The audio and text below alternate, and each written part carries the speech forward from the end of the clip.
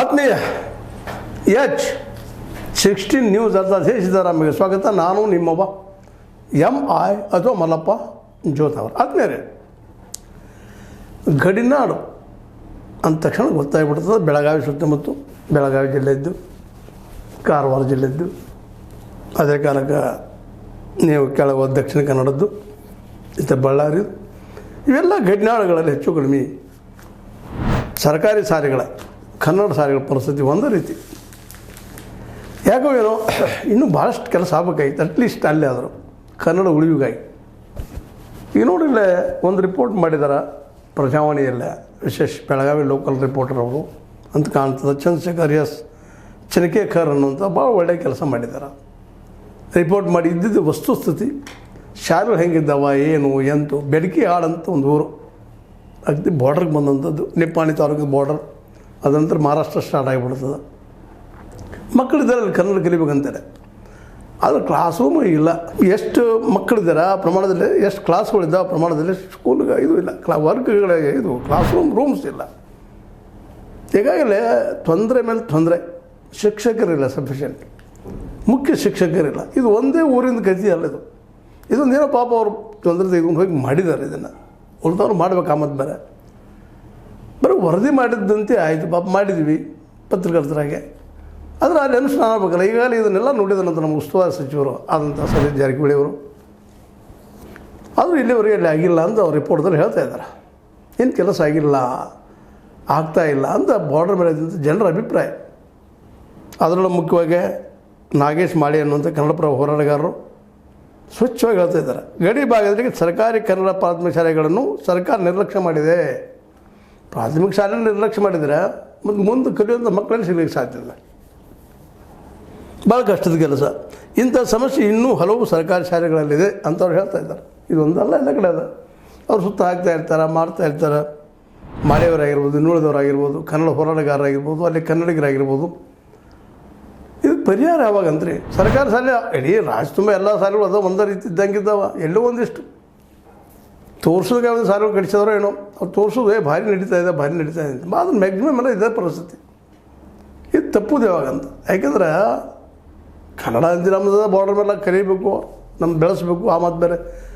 ಜೊತೆಗೆ ಸರ್ಕಾರಿ ಶಾಲೆಗಳು ಯಾಕೆ ಸರಿಯಾಗಿ ಕೆಲಸ ಮಾಡ್ತಾ ಇಲ್ಲ? ಸ್ವತಂತ್ರವಾದ ಮೀಡಿಯಾಗೆ ಬೇಕಾಗಿರುವುದು ಸ್ವತಂತ್ರ ಧ್ವನಿ. ಆ ಸ್ವತಂತ್ರ ಧ್ವನಿ ಉಳಿಸಲು ನೀವು ಮಾಡಬೇಕಾದದ್ದು ಇಷ್ಟೇ. ಅದೇನಪ್ಪಾ ಅಂತಂತಂದ್ರೆ, ನಿಮ್ಮ ಕೈಲಾದಷ್ಟು ಸಹಾಯ ಈ ಚಾನಲ್ಗೆ ಮಾಡಿ ಹಾಗೂ ನಿಮ್ಮ ಧ್ವನಿಯನ್ನು ಕಾಪಾಡಿಕೊಳ್ಳಿ. ಇದು ಭಾಳ ನೋವಿನ ಕೆಲಸ. ಯಾಕಂತಂದ್ರೆ ಮೇನ್ ಈ ದೇಶಕ್ಕೆ ನಿಲ್ಲುದ, ಈ ರಾಜ್ಯ ನಿಲ್ಲುದ ಶಿಕ್ಷಣದಿಂದ. ಇವತ್ತು ಶಿಕ್ಷಣದಂತೇಳಿ ನಾನು ಮಾತಾಡ್ತಾ ಇದ್ದೀನಿ, ನೀವು ಕೇಳ್ತಾ ಇದ್ದೀರಿ, ಏನೋ ವಿಚಾರ ಮಾಡ್ತಾ ಇದ್ದೀರಿ. ಅನೇಕರು ಇವತ್ತು ವಿಜ್ಞಾನಿಗಳಾಗ್ತಾ ಇದ್ದಾರೆ, ಮತ್ತೇನೋ ಆಗ್ತದೆ. ಆದರೆ ಇವರೆಲ್ಲರೂ ಭಾಳ ಕಡಿಮೆ. ಮತ್ತು ಹೈಯರ್ ಎಜುಕೇಷನಿಂದ ಇನ್ನೂ ಕಡಿಮೆ ಆಗ್ತಾ ಹೋಗ್ತಾರೆ. ಬಾರ್ಡರ್ ಮೇಲಂತೆ ಮುಗಿದೋಗ್ಬಿಡ್ತು. ಕರ್ನಾಟಕ ಮತ್ತು ಮಹಾರಾಷ್ಟ್ರ ಬಾರ್ಡರ್ ಮೇಲೆ ಅದು ತಪ್ಪಬೇಕಾದ್ರೆ ಸರ್ಕಾರ ಅದನ್ನು ಇನಿಷಿಯೇಟ್ ಮಾಡಬೇಕಾಗ್ತದೆ. ಅದರಲ್ಲೂ ಶಿಕ್ಷಣಕ್ಕಂತೆ ಸರ್ಕಾರ ಏನು ಜವಾಬ್ದಾರಿ ತಗೋಬೇಕಾಗಿದ್ದು ಇಲ್ಲಿವರೆಗೆ ಯಾವುದೂ ತೊಗೊಂಡಿಲ್ಲ. ಇವತ್ತಿನ ಸಿದ್ದರಾಮಯ್ಯ ಸರ್ಕಾರ ಹಿಡ್ಕೊಂಡು ಹಿಂದಿನ ಎಲ್ಲ ಸರ್ಕಾರಗಳು ಅದೇ ರೀತಿ ಅದೇ ಪರಿಸ್ಥಿತಿ. 2% ತಮ್ಮ ಬಜೆಟ್ದ ರೊಕ್ಕ ಇಟ್ಟರೆ ಭಾಳ ದೊಡ್ಡ ಭಾಳ ಮಾಡಿದ್ವಿ ನಾವು. ಅದು ಪೇಮೆಂಟಿಗೆ ಸಾಲೋದಿಲ್ಲ ರೀ ಮಾಸ್ತರ್ಗಳು ಸರಿಯಾಗಿ.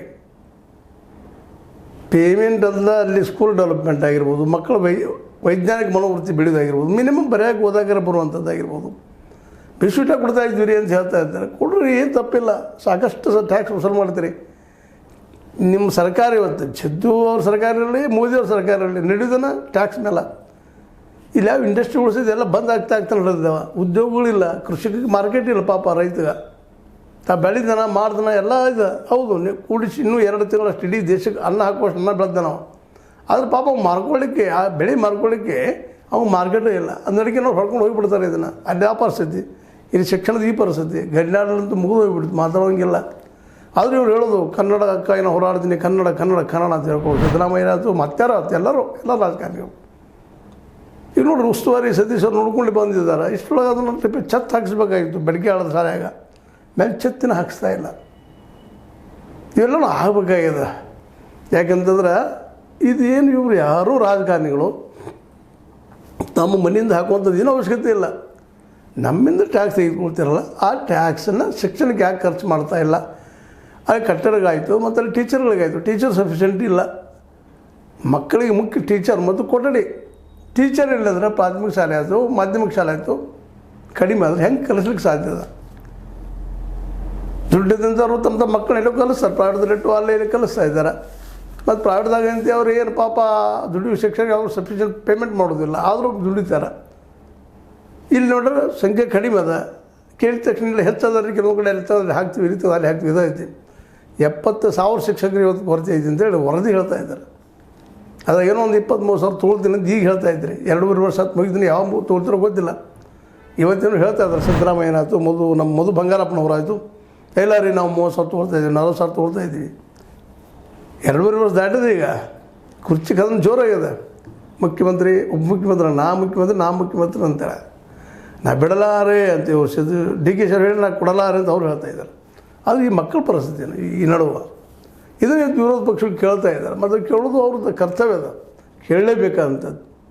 ಈ ಸಂದರ್ಭದಾಗ ಗಡಿನಾಡದಂತೆ ಇನ್ನೂ ಏನಪ್ಪ ಅಂದರೆ ಯಾರೂ ಲಕ್ಷ್ಯ ಕೊಡಲಾರಂಥ ಪರಿಸ್ಥಿತಿ. ಎಲ್ಲರೂ ಗಡಿನಾಡ ಬಗ್ಗೆ, ಕನ್ನಡ ಅಸ್ಮಿತೆದ ಬಗ್ಗೆ ಮಾತಾಡ್ತೀವಿ ನಾವೆಲ್ಲರೂ. ಅದರ ರಾಜಕಾರಣಿಗಳಿಂದ ಸಖತ್ ಮಾತಾಡ್ತಾರೆ, ಸಫಿಷಿಯೆಂಟ್ ಮಾತಾಡ್ತಾರೆ.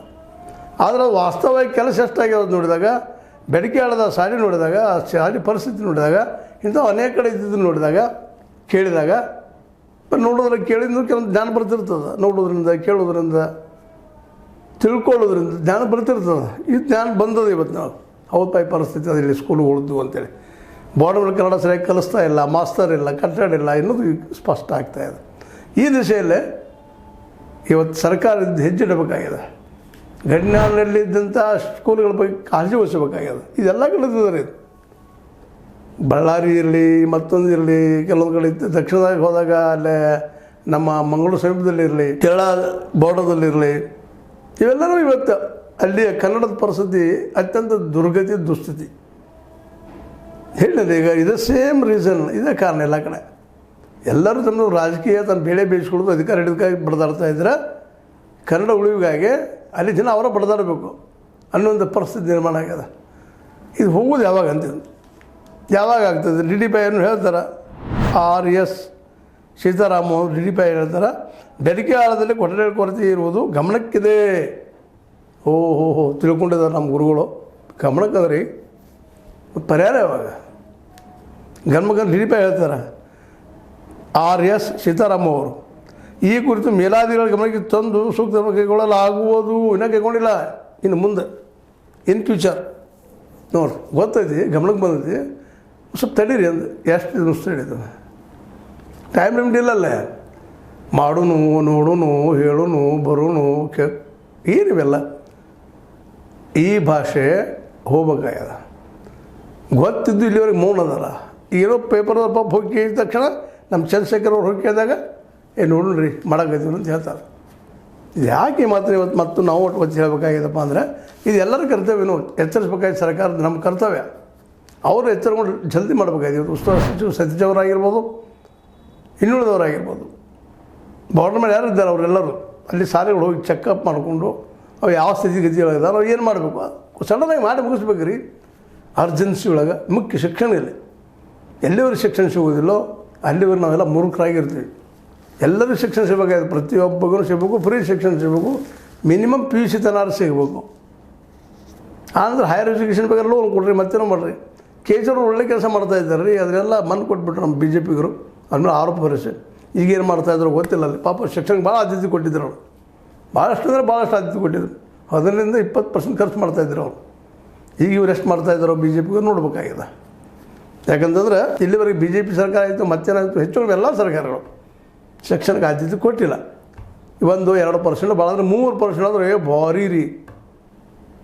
ದಯವಿಟ್ಟು ಈ ದೇಶದಲ್ಲಿ ಸರ್ಕಾರ ಎಚ್ಚರಗೊಂಡು ಪ್ರಯತ್ನ ಮಾಡಲಿ. ಸರ್ಕಾರಿ ಶಾಲೆಗಳನ್ನು ಉನ್ನತೀಕರಣಗೊಳಿಸಲಿ, ಜೊತೆಗೆ ಫ್ರೀ ಇಡ್ರಿ. ಎಲ್ಲನೂ ಮಕ್ಕಳಿಗೆ ಕಲಿಸ್ರಿ up to PUC second year ತನಕ. ಹೆಚ್ಚಿಗೆ ಸೈನ್ಸ್ ಓದಿಸ್ರಿ, ಸೈನ್ಸ್ ಫ್ರೀ ಮಾಡಿ ಕಲಿಸ್ರಿ.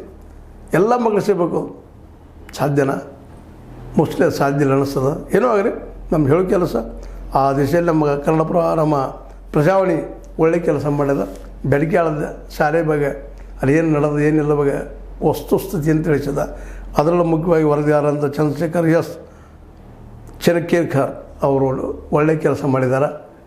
ಅವ್ರಿಗೂ ಧನ್ಯವಾದ. ಜೊತೆಗೆ ಈ ಸುದ್ದಿ ನಮಗೆ ಎಷ್ಟು ಸಾಧ್ಯನೋ ಜನಕ್ಕೆ ಮುಟ್ಟಿಸುವಂಥದ್ದು ಸರ್ಕಾರ ಮುಟ್ಟಿಸೋ ಕೆಲಸ ಮಾಡಿದ್ದೀವಿ.